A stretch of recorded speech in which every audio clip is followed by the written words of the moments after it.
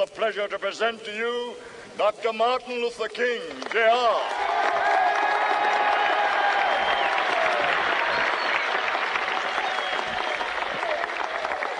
I am happy to join with you today in what will go down in history as the greatest demonstration for freedom in the history of our nation.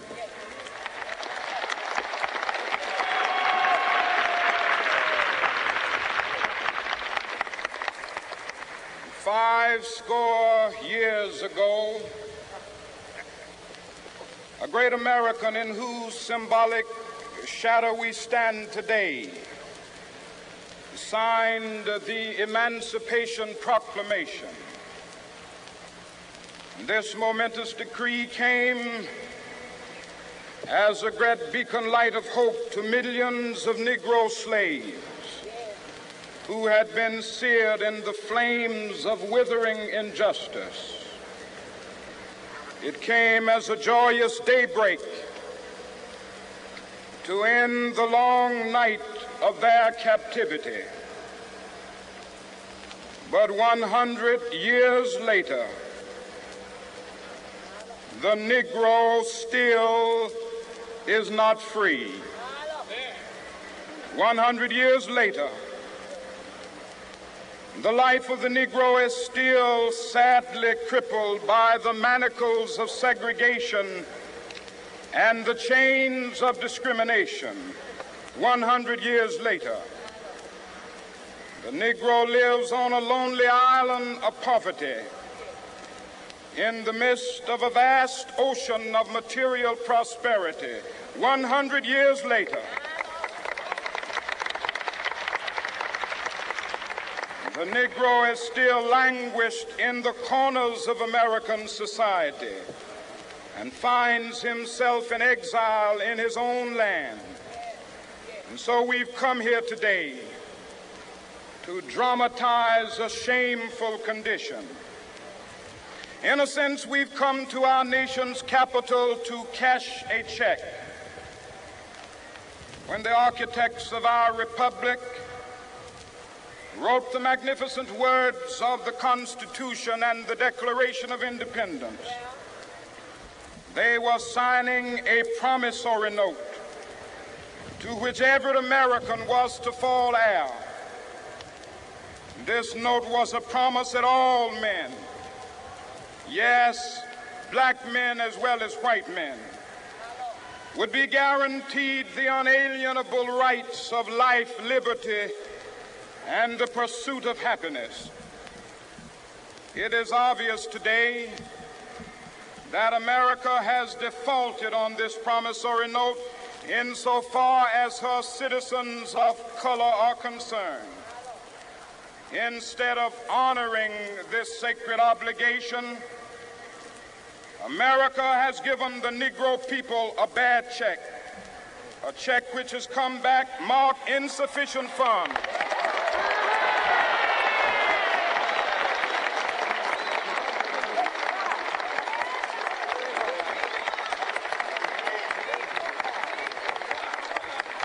But we refuse to believe that the Bank of Justice is bankrupt. We refuse to believe that there are insufficient funds in the great vaults of opportunity of this nation. And so we've come to cash this check, a check that will give us upon demand the riches of freedom and the security of justice.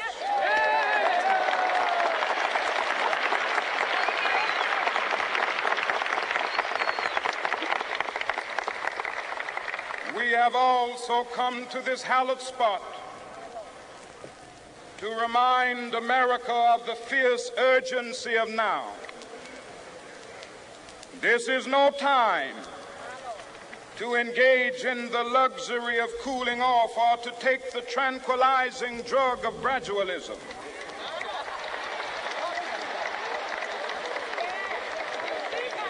Now is the time to make real the promises of democracy. Now is the time to rise from the dark and desolate valley of segregation to the sunlit path of racial justice. Now is the time to lift our nation from the quicksands of racial injustice to the solid rock of brotherhood. Now is the time to make justice a reality for all of God's children. It would be fatal for the nation to overlook the urgency of the moment. This sweltering summit of the Negro's legitimate discontent will not pass until that is an invigorating autumn of freedom and equality. 1963 is not an end, but a beginning. Those who hope that the Negro needed to blow off steam and will now be content will have a rude awakening if the nation returns to business as usual.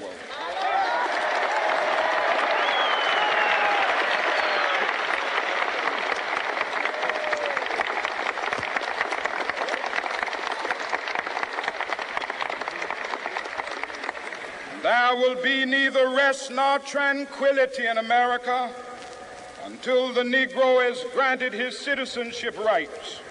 The whirlwinds of revolt will continue to shake the foundations of our nation until the bright day of justice emerges. But that is something that I must say to my people who stand on the warm threshold which leads into the palace of justice. In the process of gaining our rightful place, we must not be guilty of wrongful deeds. Let us not seek to satisfy our thirst for freedom by drinking from the cup of bitterness and hatred.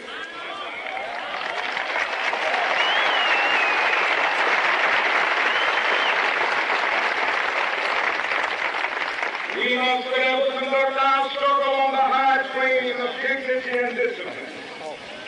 We must not allow our creative protest to degenerate into physical violence. Again and again, we must rise to the majestic heights of meeting physical force with soul force. The marvelous new militancy which has engulfed the Negro community must not lead us to a distrust of all white people. For many of our white brothers, as evidenced by their presence here today, have come to realize that their destiny is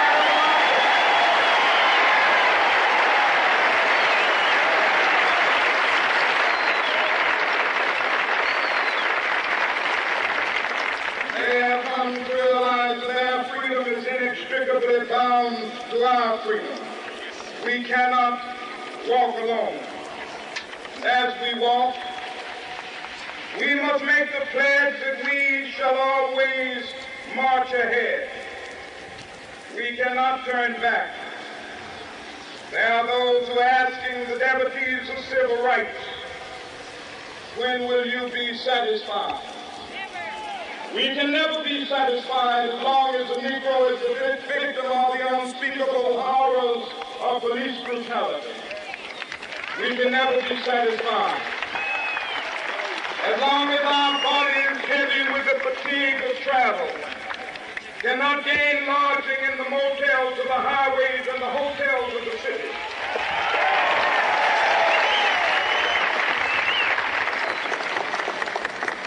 We cannot be satisfied as long as a Negro in Mississippi cannot vote and a Negro in New York believes he has nothing for which to vote.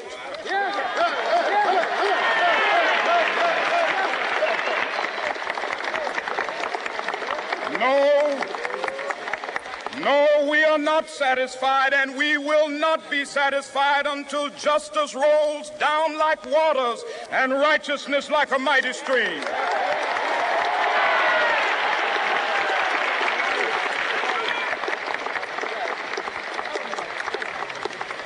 I am not unmindful that some of you have come here out of great trials and tribulations. Some of you have come fresh from narrow jail cells.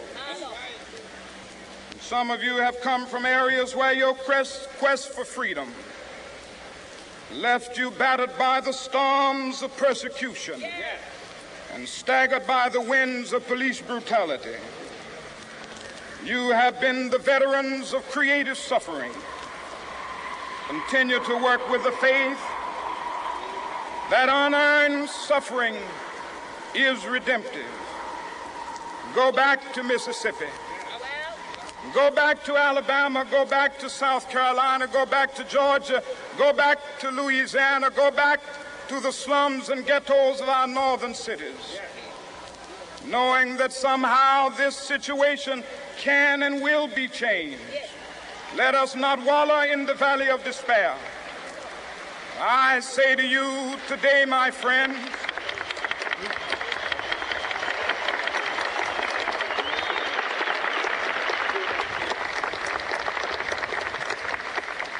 so even though we face the difficulties of today and tomorrow, I still have a dream. It is a dream deeply rooted in the American dream.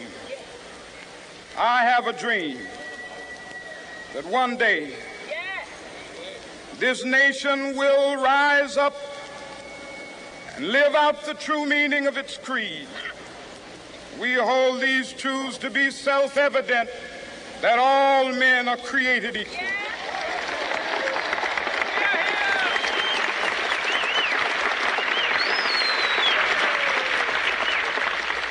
I have a dream that one day on the red hills of Georgia, the sons of former slaves and the sons of former slave owners will be able to sit down together at the table of brotherhood.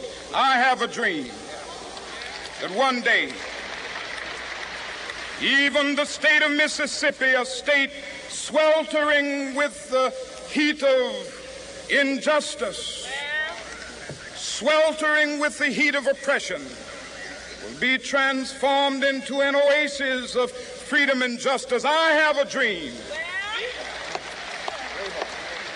that my 4 little children will one day live in a nation where they will not be judged by the color of their skin, but by the content of their character. I have a dream today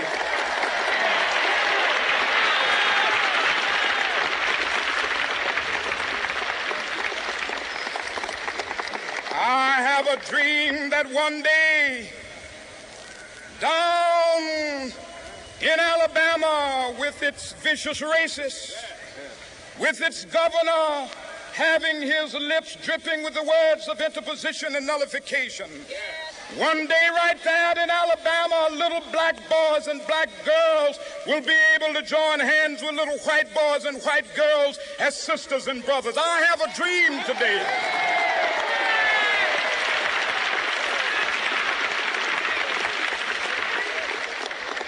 I have a dream that one day every valley shall be exalted, and every hill and mountain shall be made low. The rough places will be made plain, and the crooked places will be made straight. And the glory of the Lord shall be revealed, and all flesh shall see it together. This is our hope. This is a faith that I go back to the South with. With this faith, we will be able to hew out of the mountain of despair a stone of hope. With this faith, we will be able to transform the jangling discords of our nation into a beautiful symphony of brotherhood. With this faith, we will be able to work together, to pray together, to struggle together, to go to jail together, to stand up for freedom together, knowing that we will be free one day. This will be the day. This will be the day when all of God's children will be able to sing with new meaning, "My country, tears of thee. Sweet land of liberty, of thee I sing. Land where my fathers died, land of the pilgrim's pride. From every mountainside, let freedom ring. And if America is to be a great nation, this must become true. So let freedom ring. From the prodigious hilltops of New Hampshire, let freedom ring. From the mighty mountains of New York, let freedom ring. From the heightening Alleghenies of Pennsylvania, let freedom ring. From the snow-capped Rockies of Colorado, let freedom ring. From the curvaceous slopes of California. But not only that, let freedom ring from Stone Mountain of Georgia. Let freedom ring from Lookout Mountain of Tennessee. Let freedom ring from every hill and molehill of Mississippi, from every mountainside. Let freedom ring, and when this happens, when we allow freedom ring, when we let it ring from every village and every hamlet, from every state and every city, we will be able to speed up that day when all of God's children, black men and white men, Jews and Gentiles, Protestants and Catholics, will be able to join hands and sing in the words of the old Negro spiritual, free at last, free at last. Thank God Almighty, we are free at last.